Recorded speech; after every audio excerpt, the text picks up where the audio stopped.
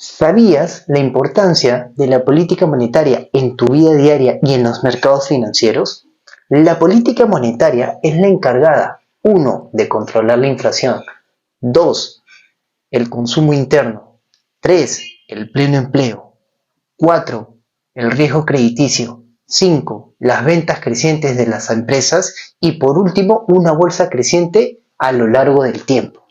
Pero ¿cómo tú puedes aprovechar la situación en particular de una economía para generar riqueza a lo largo del tiempo? Todo esto lo descubriremos en este video. Acompáñame. Como te expliqué en la introducción, vamos a descubrir el rol que juega la política monetaria en los mercados financieros. La política monetaria tiene tres objetivos principalmente: la estabilidad de precios, el máximo empleo y las famosas tasas de interés, que creo que todo el mundo lo conoce, no a detalle, pero sí a grosso modo. La estabilidad de precios básicamente se divide en dos: el IPC, índices de precio del consumidor, y en el deflactor del gasto del consumo personal, más conocida como inflación subyacente. Este último excluye los alimentos y los precios de los combustibles. Ahora, el más importante de estos dos conceptos es el último, la inflación subyacente, por ser menos volátil y de mayor exactitud para la estabilidad de precios en una economía. Y acá en esta imagen lo pueden ver.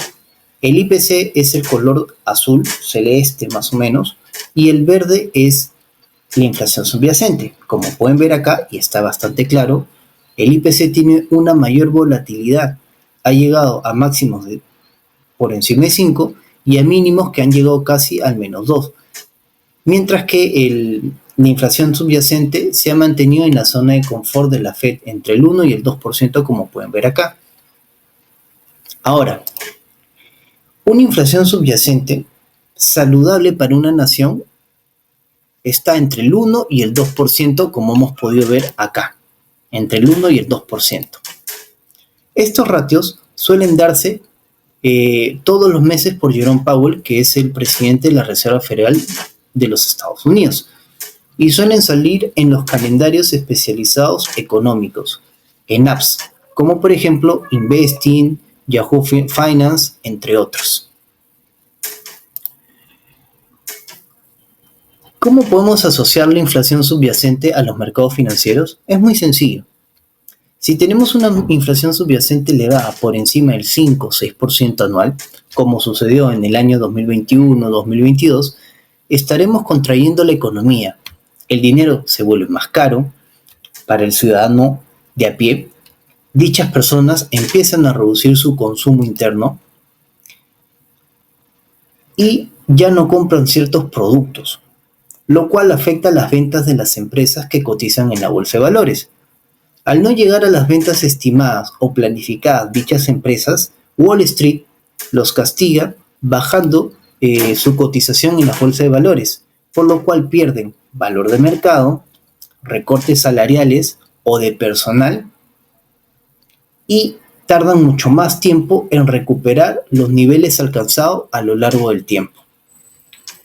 Por el contrario, si la inflación subyacente es baja, las ventas de las empresas aumentan, por lo cual su cotización en la bolsa de valores obviamente va a aumentar.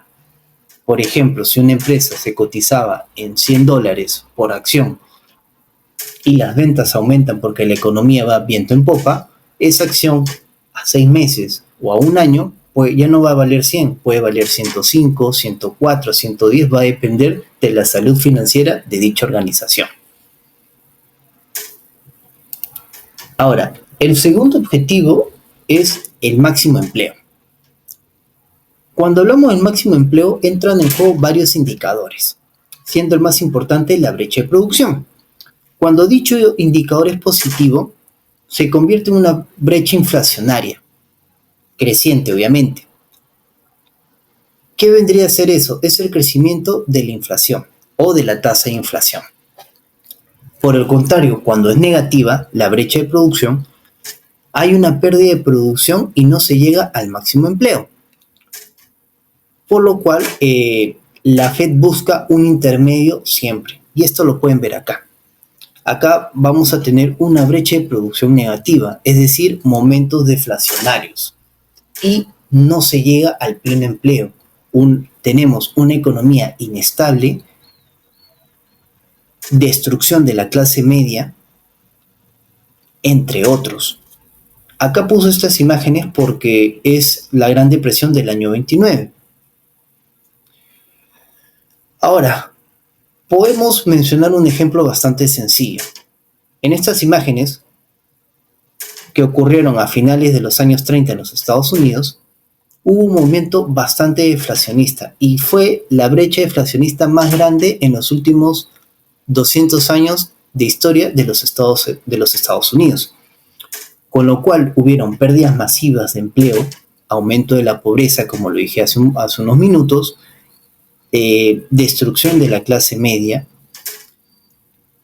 y una caída muy pronunciada de la bolsa de valores, arrastrando así todas las cotizaciones de las acciones, lo cual mucha gente tenía invertida su patrimonio, su dinero de toda la vida en dichas acciones y vieron reducido en cuestión de 24 o 48 horas su patrimonio en un 80, 90, incluso en cifras negativas. Obviamente, cuando tenemos brechas deflacionarias o brechas de producción negativas, una economía tarda mucho más en recuperarse. Igual los mercados financieros, porque van de la mano. Y sobre todo los inversores demoran mucho más tiempo en recuperar toda esa pérdida de valor que tuvieron en su patrimonio en estos momentos difíciles económicos o crisis financieras, como se les suelen llamar. Las crisis financieras más marcadas en los Estados Unidos ha sido la del 29-30, la de los años 70, la del 2008, los más conocidos. La del 2020-21 no fue muy marcada, pero igual fue un momento de recesión económica en los Estados Unidos. Ahora, vayamos a ver el tercer objetivo de la política monetaria, que son los famosos tipos de interés. Cuando quiere frenar la Fed o la Reserva Federal de los Estados Unidos una inflación inminente por un consumo excesivo de las personas, sube las tasas de interés para enfriar la economía y frenar el consumo interno que no tienen un control debido y evitar el alza de los precios a lo largo del tiempo. Cuando no hay consumo interno, las empresas no invierten, los inversores tampoco invierten en la bolsa de valores, que es todo lo contrario a lo mencionado anteriormente. La Fed baja los tipos de interés o las tasas de interés para evitar una recesión inminente, que es todo lo contrario a una inflación. Pongamos un ejemplo bastante sencillo, que es la del 2008, en el cual las tasas de interés se establecieron en cifras históricas bajas, que estaban entre el 1 y el 2% anual. Esto fue para combatir una recesión inminente, fomentar el empleo, las inversiones y volver a calentar una economía, que las personas sintieran confianza y volvieran a gastar dinero y mover la economía en el consumo interno.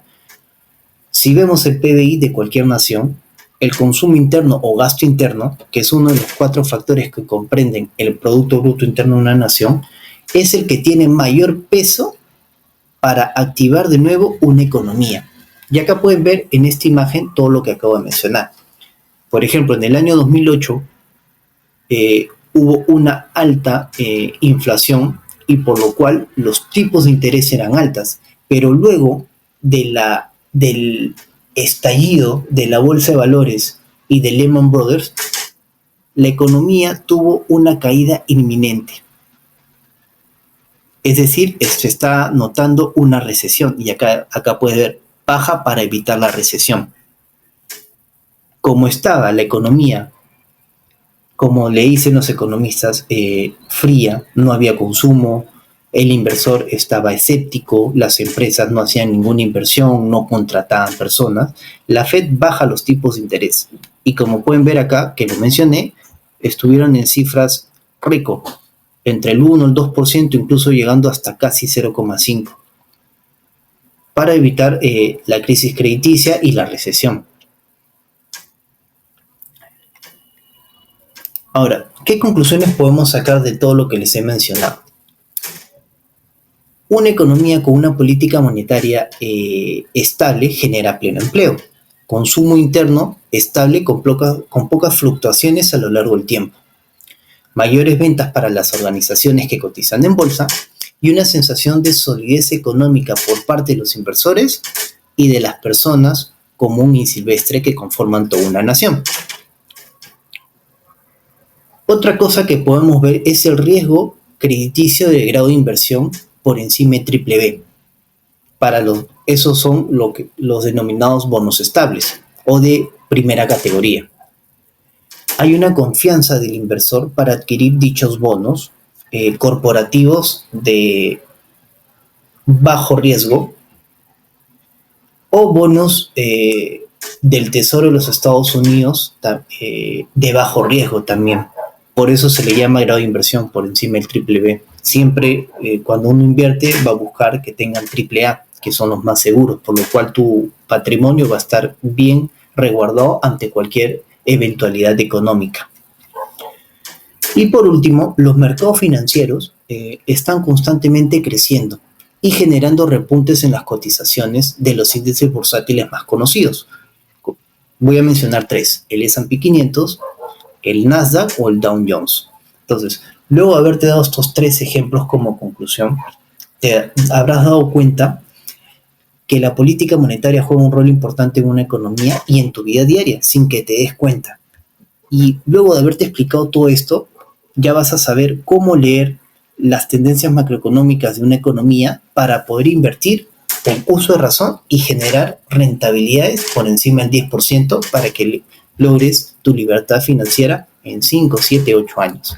No te voy a decir que vas a lograr la libertad financiera en 1 o 2 años, salvo que tengas 1 o 2 millones de dólares para invertir y las rentabilidades te generan ingresos por encima de 100 mil, 200 mil dólares, pero no creo que sea tu caso. Entonces, si te gustó esta información, sígueme en redes sociales porque constantemente subo información de calidad para que tú puedas ser un inversor inteligente, como decía Benjamin Graham. Mi misión acá es educarte, es crecer como sociedad. Ese es el grano que yo quiero aportar al final de mis tiempos. Si te gustó, sígueme, suscríbete. Estoy en TikTok, YouTube, Instagram, Facebook y en Twitter, más conocido como X ahora. Los espero. Chau, chau.